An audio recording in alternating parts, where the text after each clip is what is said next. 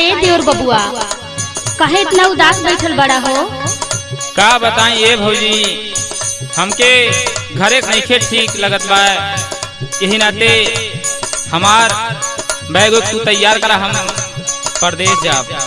अच्छा ठीक बा, सुना भौजी कैसे सुनावा। हमरे उतरे नहीं खाना भौजी, भुजवा दा तू दाना।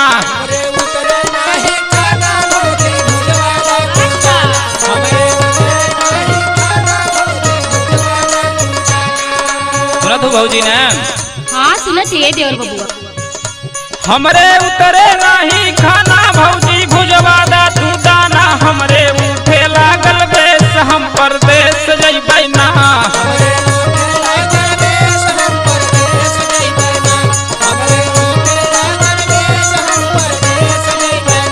हे परदेश जइबै ना, हो परदेश जइबै ना, हो परदेश जइबै ना।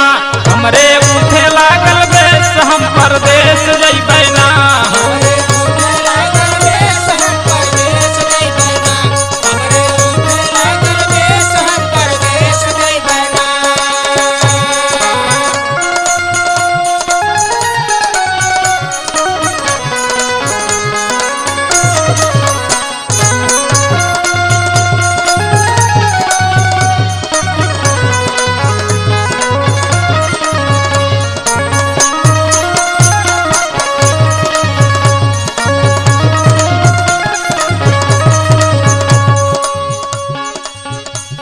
हे भौजी बोला ए देवर बबुआ। सुना, सुनावा। अब हम घरे रहब अब ना। अच्छा उहवा जाके करब नौकरी, घरवा चाराई बना बकरी। अच्छा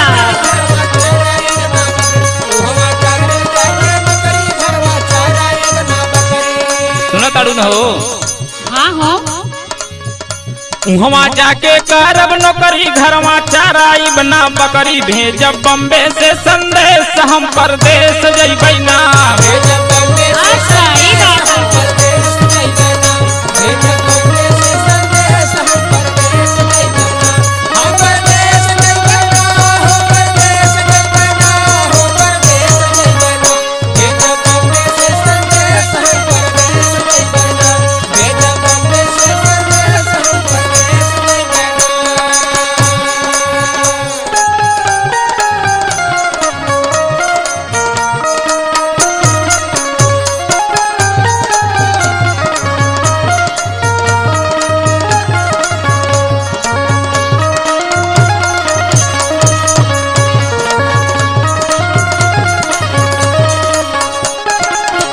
ए भौजी बोला।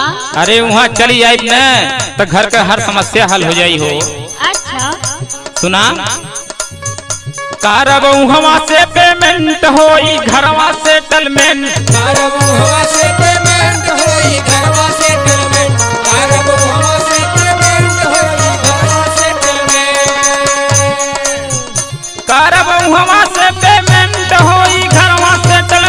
सब केहू राही निसंदेश, हम परदेश जइबै ना।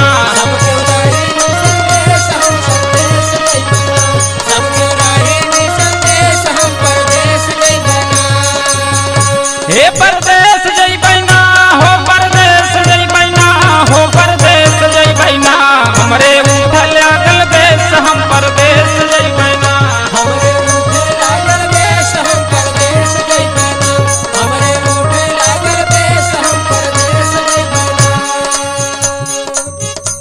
ए भौजी बोला ए देवर बबुआ। और सुना, हे कब घर के कुलडे हरिया, लाइव सुंदर एक में हरिया। अच्छा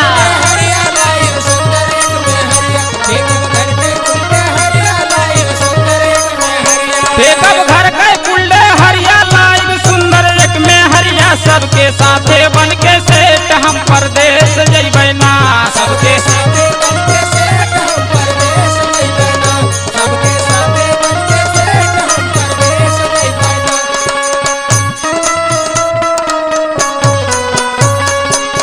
बाप भाई